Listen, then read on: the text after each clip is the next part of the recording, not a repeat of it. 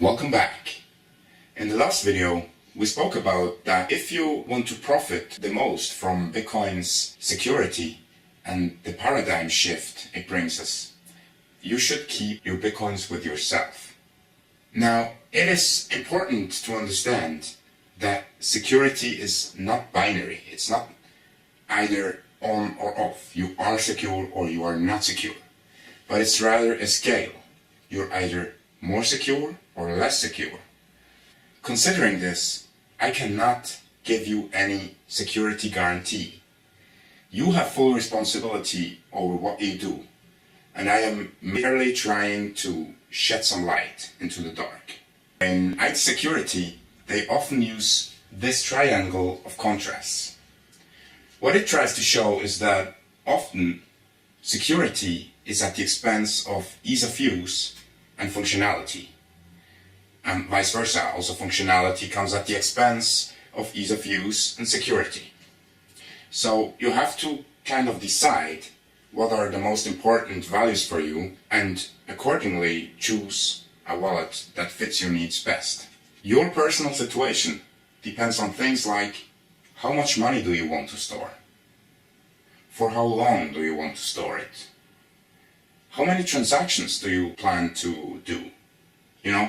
All these things make a difference in what wallet would match you best. So let's have a look at the different types of wallets. First of all, there is the online wallet.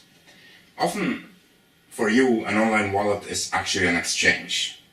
So what it means is that the exchange or the online wallet actually holds your Bitcoin and you are only logging into them.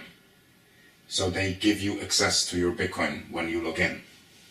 Now this is, from a security point of view, this is the absolutely worst wallet to choose. You should not choose this wallet except for if you need to trade. But really, only for the time when you are trading.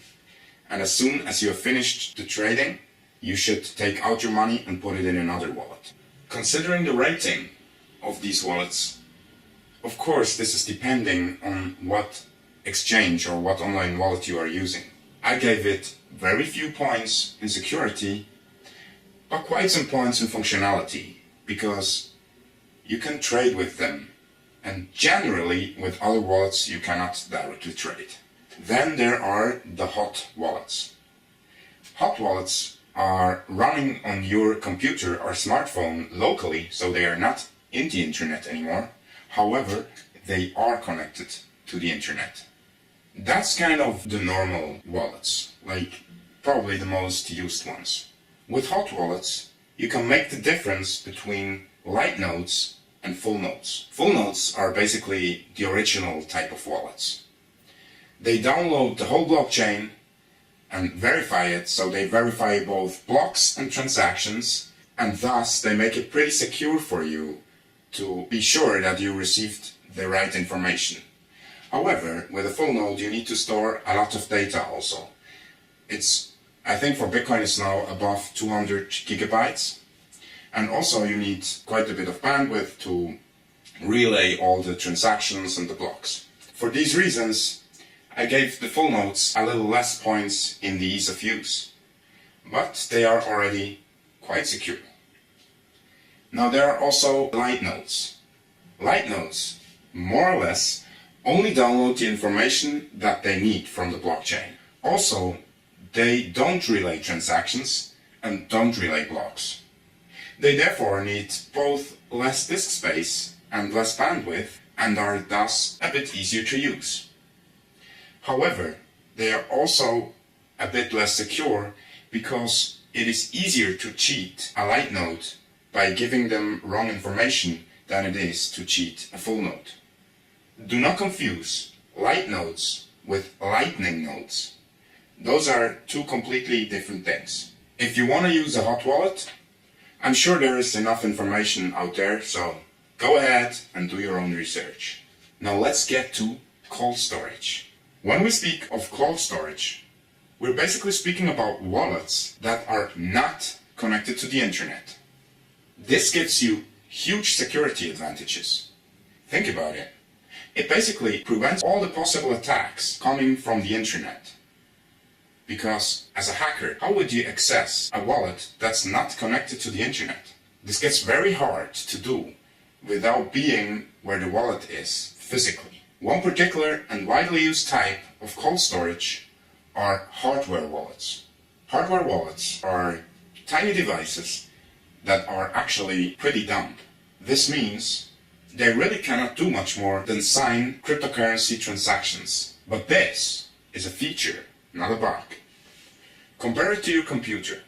Your computer can almost do anything, but all these possibilities open your computer for attacks. Because the more programs, the more connectivity, the more sensors, the more everything your computer has, the more potential security holes are there. So hardware wallets really only specialize on signing your transactions and doing it securely. If you want to spend Bitcoin from your hardware wallet, you basically plug in your hardware wallet into your computer, and then you have an application on your computer and prepare the transactions on the computer. But the signing actually takes place on the hardware wallet. So the private keys never leave your hardware wallet, which is what makes the system so secure. So on the rating, I gave hardware wallets many points in functionality, but especially in security. It has a bit less points in ease of use, because in order to spend your Bitcoin, you need to have your computer plus your hardware wallet. So this might be a bit of a hassle sometimes. Also, if you consider that if you want to carry your hardware wallet always with you, that actually makes the system less secure than if you would have it just at home. From a security point of view, the biggest issue is that you have to trust the producer of your hardware wallet. You know, I think most of them are pretty trustworthy, but in the end, who knows? And the idea of Bitcoin is basically to limit trust put on other parties so you are in full control. Also, from a point of view of redundancy, you might not be in the best position with hardware wallets, except for if you buy like 3 hardware wallets or something. Also consider that hardware wallets still are electronic devices, and even though many of them are very carefully designed, they still could have some loopholes. Also, they could be damaged by, for example, electromagnetic pulses. Also, generally, it's more difficult to update hardware to new changes than it is to update software. Thankfully, we don't have that many changes in Bitcoin, especially not backwards incompatible ones, because they would require a hard fork. Also, there is some more crypto magic out there that you could use to secure your Bitcoin. Like, for example, Shamir's secret sharing scheme. Those, however, are usually not supported by hardware wallets. Don't get me wrong. I think hardware wallets are a good choice.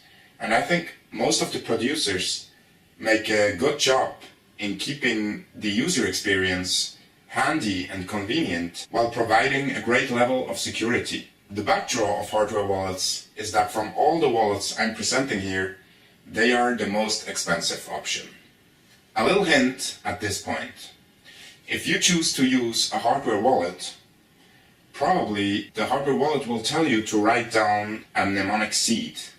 Those are something from 12 to 24 words from which you can recover all of your private keys, basically.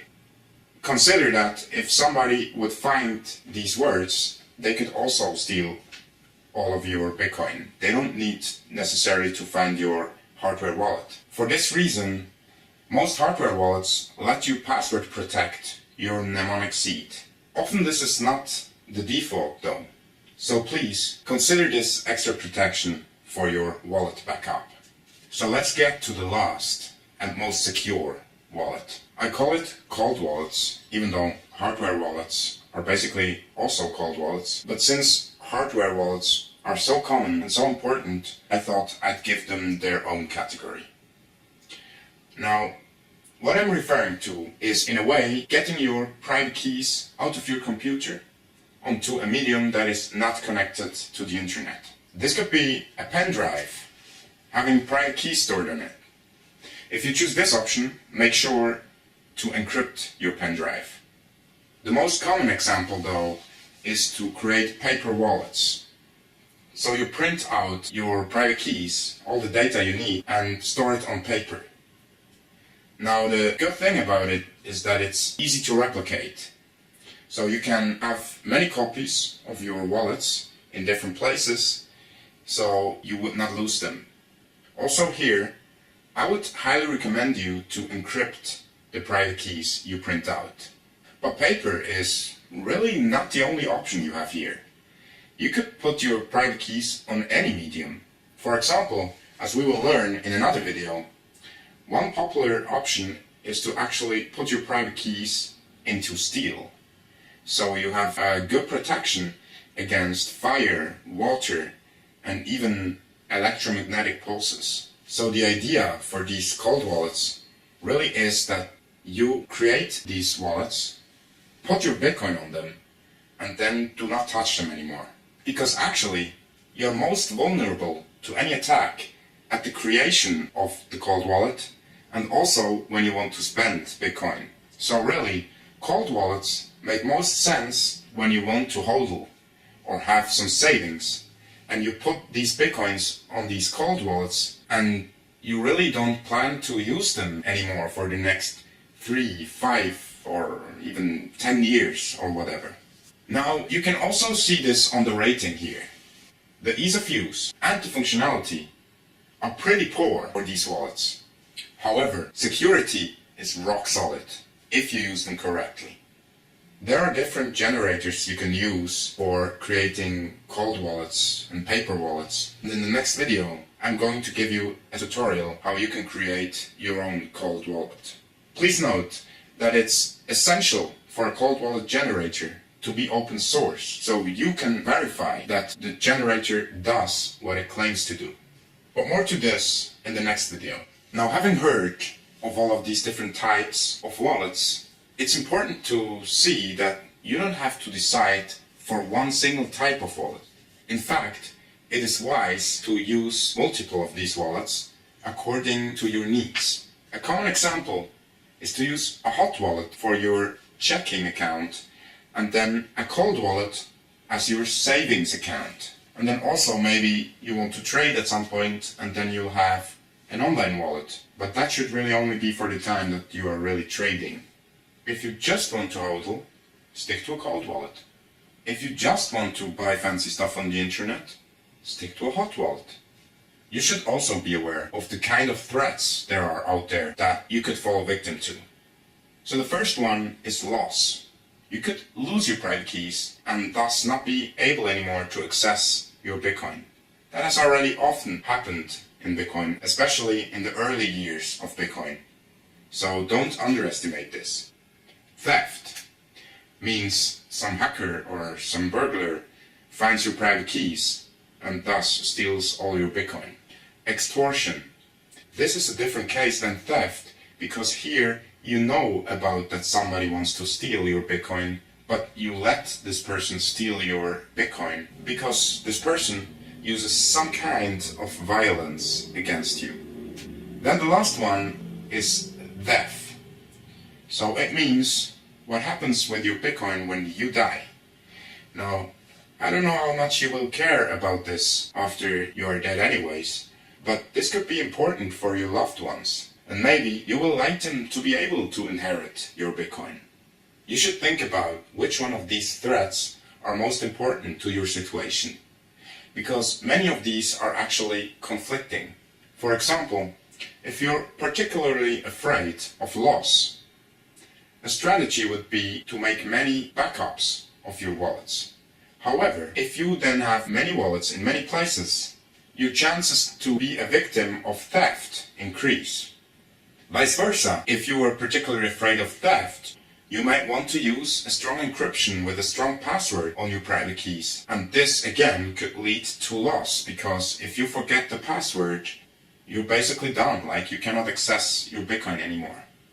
These conflicts get particularly difficult with the last point, with the inheritance question, since honestly, I still didn't hear of any proper solution out there for this problem. And most ideas actually conflict with the other 3 points. So people have to be aware what to do when you die. People have to be aware that you own Bitcoin. People have to be able somehow to access your private keys. So just consider this, like, what are the most important things to you, and act accordingly. I think that was enough for now, and I hope to see you in the next video where we are going to get our hands on a cold wallet generator.